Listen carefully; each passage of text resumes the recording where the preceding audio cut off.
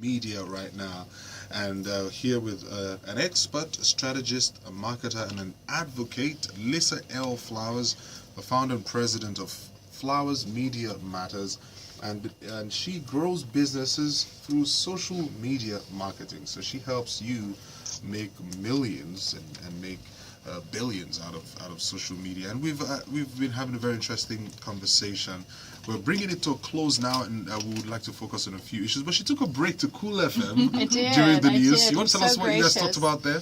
Well, we talked about kind of the same thing we did here, in how do you build your brand and your online reputation, and why it's so important that you tweet and post appropriately, and that you have a focus and use your voice in the right way, you know, and that's going to raise your level of influence online, particularly if you focus on a certain topic.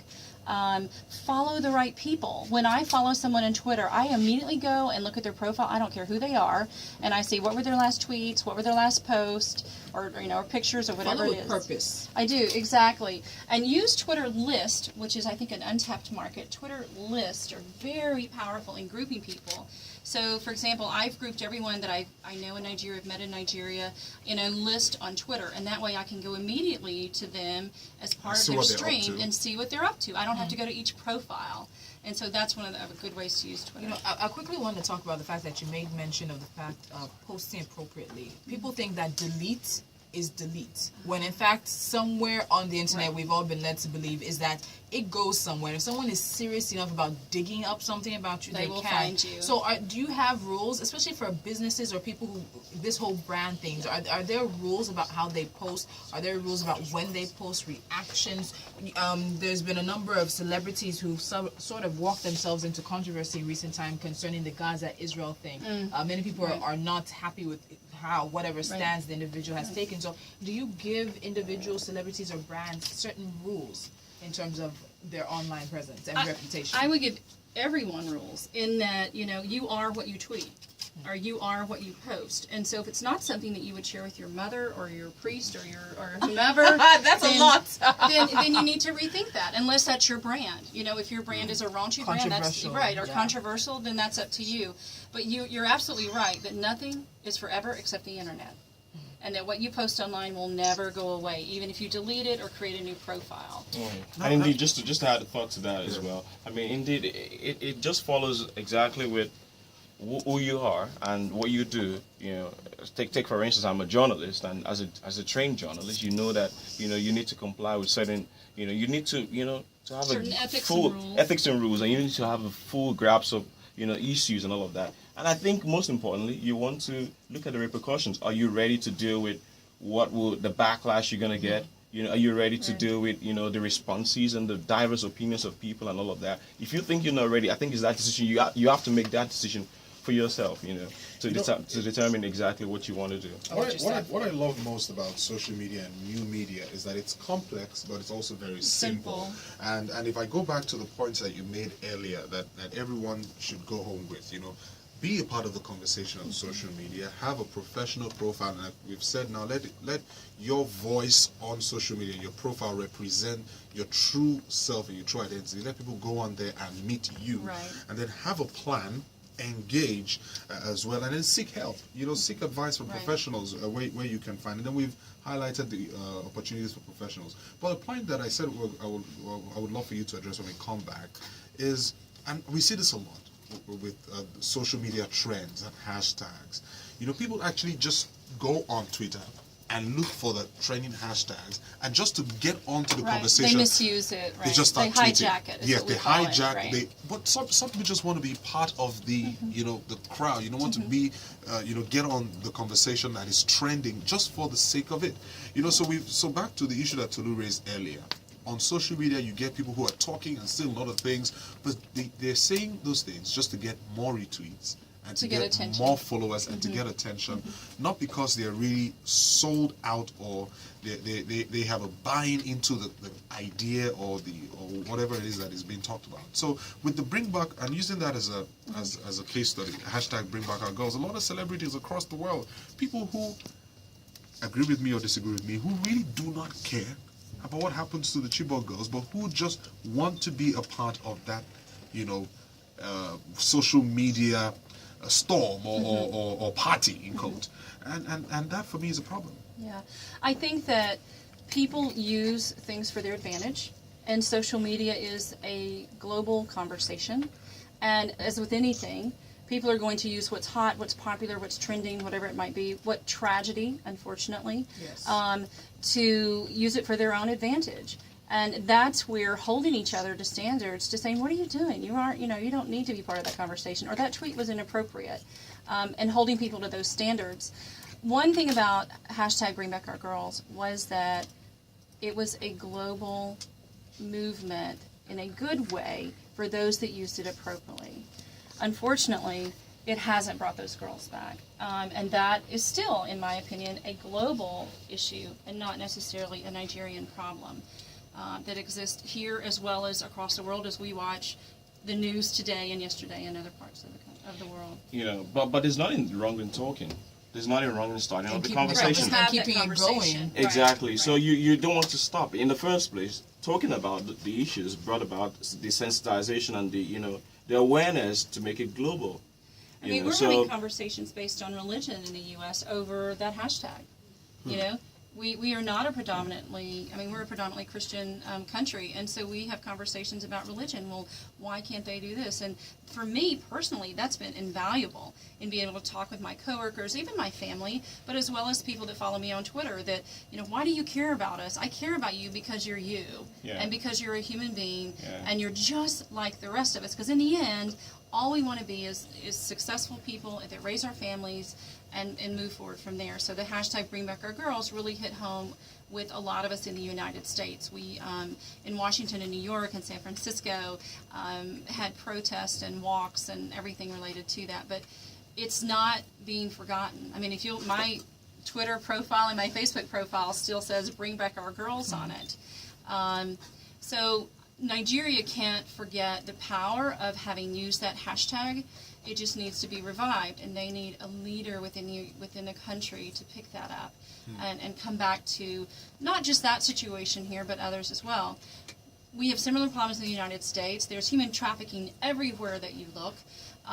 So talk about influence and online influence. Modern-day slavery. Modern-day slavery, exactly.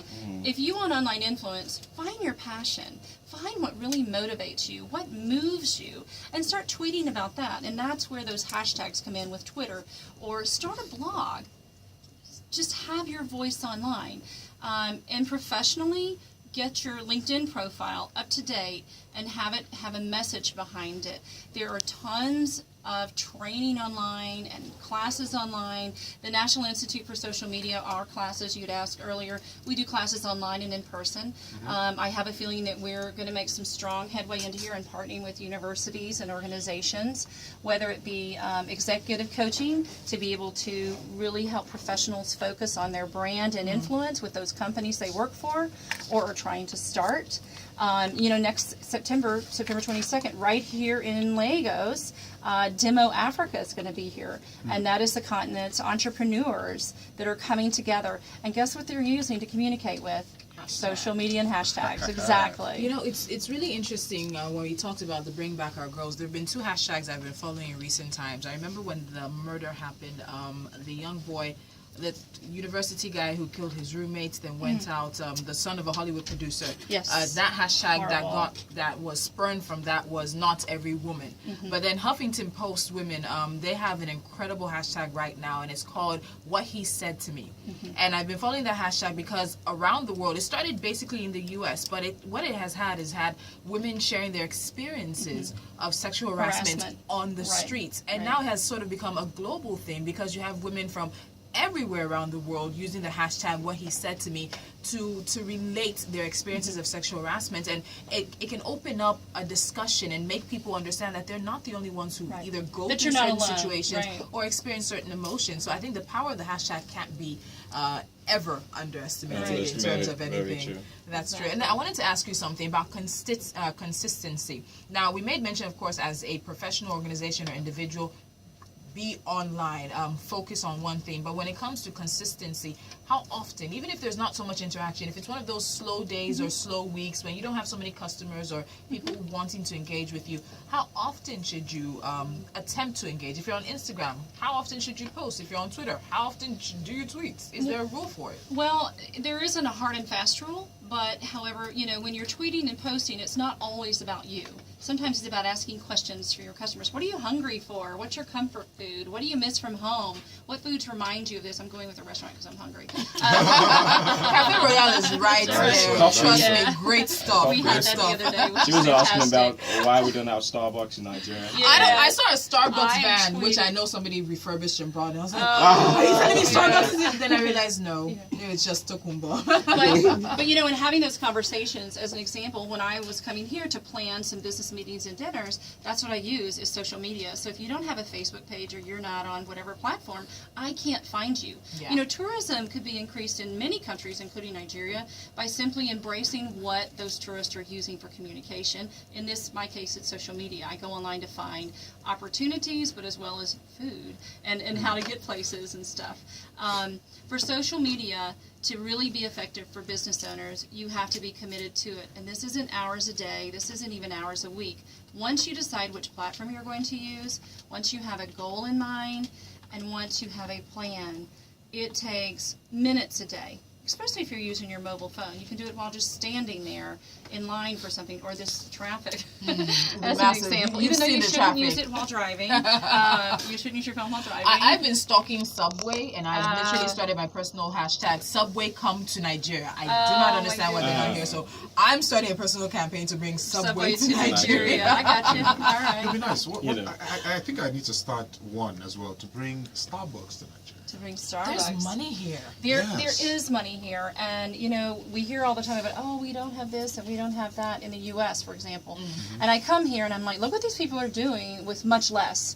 So there are opportunities here for growth within the country, for personal growth as professionals.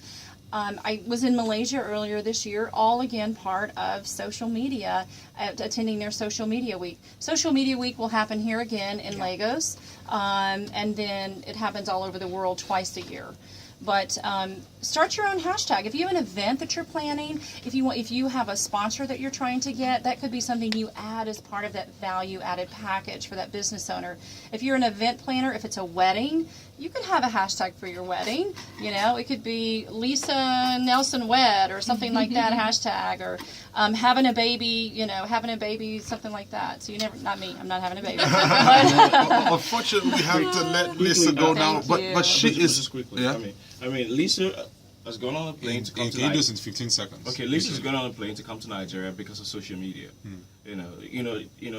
She hasn't. It wasn't as though all the conversations she was having were real. They were virtual, but then she It is- came. we She fixed came. that. She took the bold step to say, "Okay, I'm coming down here because of the level of Interest. the interest." Right. So that just is a testimony to the power of social media. Fantastic. That's where we have to wrap it up. Great. Lisa, thank you so you. much for Thank stopping by. you. She is on Thank Twitter at Lisa L Flowers. I'm also on Twitter. Fantastic. We Stick know around. him, don't worry, he's a member of the family. Thank you.